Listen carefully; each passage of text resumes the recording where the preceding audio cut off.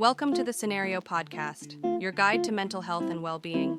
Each episode, we uncover practical tools, discuss expert insights, and explore how supplements can transform your mental health journey. Get ready to learn, grow, and thrive with us. Welcome to the Deep Dive.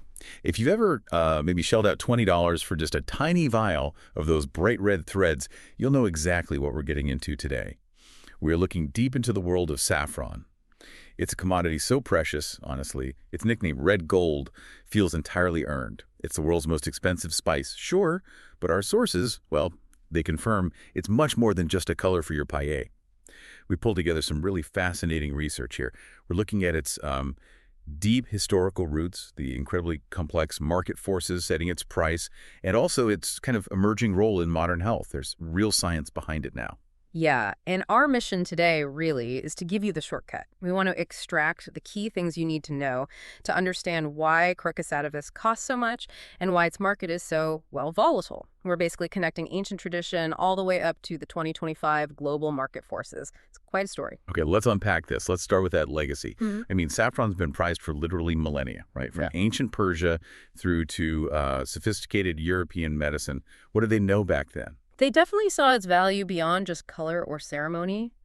For centuries, yes, it was key in rituals, but the old texts, they consistently mention a pretty amazing range of wellness uses, things like lifting spirits, sort of an early antidepressant, maybe helping digestion, even acting as a natural aphrodisiac. It was clearly seen as something special, both exclusive and, functional. Almost like an ancient superfood status. Yeah. But okay, even with that amazing history, the cost is still the thing that jumps out. What actually makes it so incredibly expensive to produce? It boils down almost entirely to labor. Intense, precise human labor. And scarcity, of course. Look, unlike spices you can just harvest with machines, saffron needs really specialized handwork. Each flower, it only blooms for a few days a year, and each one gives you just 3 tiny little red stigmas. That's the valuable part. And the numbers are just wild, aren't they? They really are. To give you that concrete number, because this is where the cost truly comes from. Our sources say it takes over 75,000 individual flowers. 75,000. Yeah, 75,000 blossoms, plus countless hours of really careful, painstaking handpicking just to get a single pound of dried saffron threads. Wow. 75,000. I mean, when you hear that number, you immediately get why it's so pricey. And you also see why things like quality control and authenticity are such huge issues. That kind of labor creates a massive incentive to cheat, doesn't it? Absolutely. The high labor cost pushes the retail price way up, and then that price encourages fraud, mixing in lower quality stuff. But the careful labor, it's essential. You have to pick those stigmas at just the right moment, handle them super delicately. And fascinatingly, that ancient belief in its wellness properties is now getting real scientific backing. What specific benefits are researchers zeroing in on? What's driving this sort of new wave of demand? Well, the modern science is actually validating a lot of those historical claims, which is pretty neat. Researchers are focusing on specific active compounds in saffron, primarily things like quercetrine, that's what gives it the deep red color and acts as a powerful antioxidant, and also saffronol. Saffronol? Yeah, saffronol is responsible for that unique aroma, and it's been studied quite a bit for its mood-regulating properties. So studies are looking into its potential for treating mild to moderate depression, likely linked to that saffronol effect.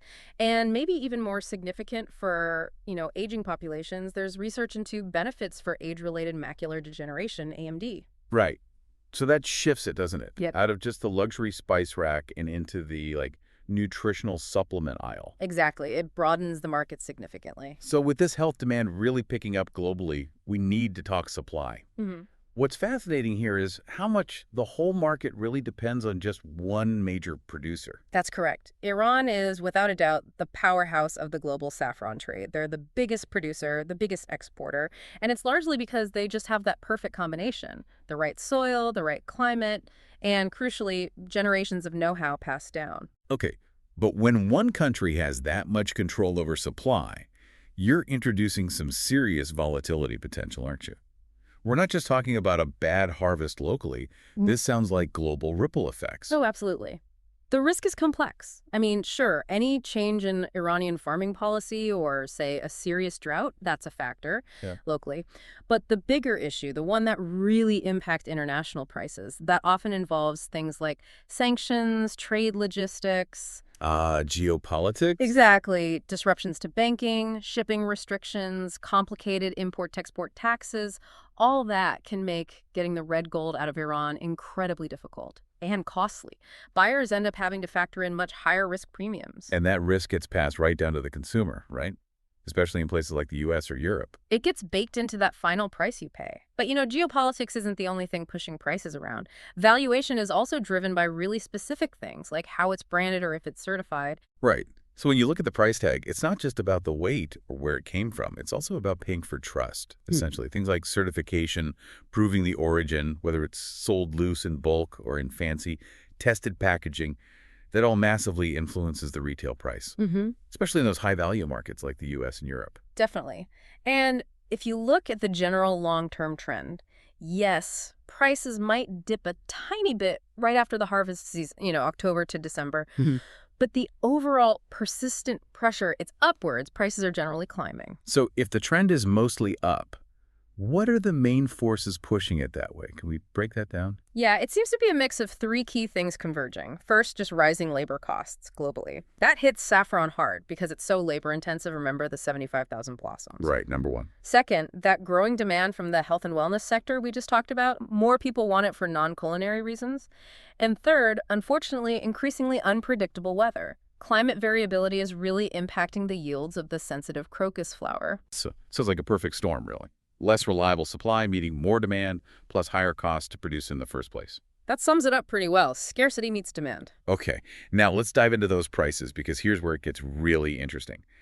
The difference in what saffron costs around the world is just huge. We've got some 2025 global pricing data, and the gap between wholesale in Iran and, say, retail in the US, it's pretty shocking. Yeah, the key thing to grasp is that there isn't one price for saffron. It's all about the multiplier effect as it moves through the supply chain. Okay, walk us through that multiplier. What does it look like on the ground? So starting right at the source, in the Iranian market for 2025, bulk prices are somewhere between, let's say, $1,234 and $1,569 per kilogram. Roughly. Okay, that's the baseline. Yeah. Maybe $1.20 to $1.74 gram, roughly. Right, for the raw, unpackaged stigmas. But then it crosses borders, gets handled, packaged, tested, and the price just explodes. In the U.S., where saffron is definitely treated as a luxury item, retailers are charging between $2,800 and $4,100 per kilogram. Yep. That's nearly triple the source price. Why such a massive jump?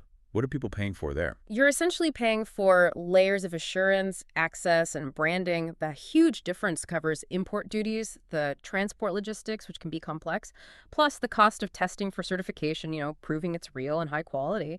And then there's just the significant retail markup that comes with luxury positioning in the U.S. market. So the U.S. consumer is paying a big premium for that guarantee of origin and purity from the distributor. That's a big part of it. And Europe seems even more varied. Our sources show a single gram costing anything from like $3 up to $32, depending on the country and the brand. How do you explain that huge range?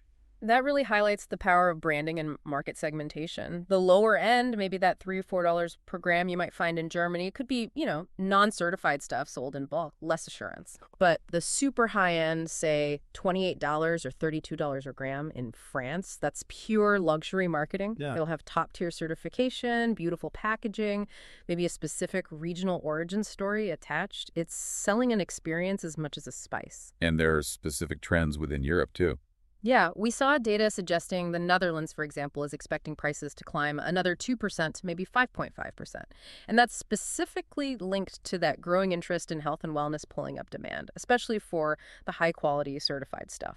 Okay, so summing up this really extreme global price difference. Yeah. What's the single biggest decider? Is it the raw material cost or something else? It's really about the degree of processing and the trade barriers it encounters after leaving the source. Local demand plays a role, sure, but ultimately things like tariffs, import regulations, and crucially, the money invested in branding and certification strategies.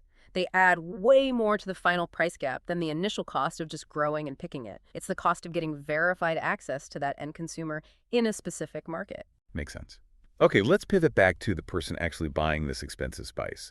Given the high price and that real risk of fraud, what should you, the consumer, look for to make sure you're getting the real deal, the good stuff? Authenticity is absolutely key. You want to see deep, uniform red threads. only red. Deep red, got it. They should also have a strong, distinct aroma, kind of earthy, a little bit sweet. That's the saffron we mentioned earlier doing its job. And critically, you need to avoid strands that have yellow or orange bits mixed in. Why is that? Those yellow or orange parts are usually the style of the flower, not the stigma. They add weight but have basically none of the flavor, aroma, or potency you're paying for. It's a sign of lower quality or sometimes outright adulteration. Good tip. And once you've actually spent the money on quality saffron, how do you store it properly to protect that investment? Oh, definitely important. Keep it in an airtight container. Glass is good. And store it away from light and heat. A cool, dark cupboard is ideal. Now, technically, properly stored saffron threads can last maybe 2, even 3 years. But the quality, the potency, those key compounds like crocin and saffronol, they're really at their best within the first year after you buy it. So use it sooner rather than later for the best effect. That ability to hold its value, at least for a while, makes it interesting beyond just cooking, doesn't it? What about saffron from an investment angle? How does it behave as a commodity?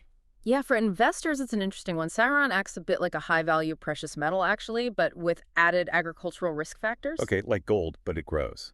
Sort of. It's got limited supply, it's inherently valuable per unit, and its price is heavily swayed by those unpredictable global factors we talked about: political tensions, climate shifts, labor issues in Iran. So smart investors know they need to factor in that volatility. Strategies might involve looking at futures trading, though that's complex, or maybe diversifying into agro-businesses that are specifically focused on sustainable crocus sativus farming. And what should they be tracking? To be successful there, you really have to monitor a wide range of things, not just the financial market side, but definitely geopolitical developments, long-range climate forecasts, and increasingly those labor cost trends, especially in Iran. It's multifaceted. That brings us right back to the people involved, the human element we touched on. Given that staggering labor requirement, that 75,000 flowers figure, is hard to forget. What does the research say about sustainability and ethical labor in the saffron industry? Is it getting better? It's a really crucial conversation happening right now. On one hand, saffron farming itself is generally low impact environmentally compared to, say, huge monocrop agriculture. It doesn't need tons of water or chemicals usually. However, true sustainability absolutely depends on ethical labor practices.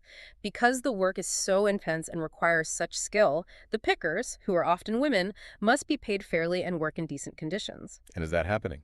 We are seeing a positive trend, thankfully. Consumer demand, especially in Europe and North America, for certified ethically sourced saffron is definitely rising. This is pushing more producers towards things like fair trade certification or organic methods. The goal is to ensure that the premium price you pay actually benefits the workers whose skill makes the whole industry possible. So what does this all mean? Well, this deep dive really shows that saffron is so much more than just a pretty expensive thread in your food. It's a fantastic case study, isn't it? Where ancient tradition meets modern science and where agriculture becomes this incredibly volatile, high-stakes global commodity. It's journeyed from being this ancient ceremonial thing to a potent natural remedy backed by research and now even a niche investment asset. Quite the evolution. Absolutely. And when you really think about the sheer almost unbelievable amount of labor involved, seriously, keep that 75,000 blossoms per pound figure in your head, and then you layer on this volatile global market swayed by weather and geopolitics. This raises an important question. Go on. How should this rapidly growing global demand, driven by both cooks and the wellness industry, ethically shape the future for the people and the policies tied so directly to the saffron harvest? That pressure for ethical sourcing, for fair pay, for sustainability, it's fundamentally starting to restructure the market. And that is what everyone, whether you're an investor or just someone buying a tiny jar, really needs to watch next. Thanks for tuning in to the Scenario Podcast. Don't forget to visit scenario.com for more expert tips, articles, and supplements designed to support your mental health. If you enjoyed this episode, remember to subscribe and share it with a friend. Until next time, take care of yourself.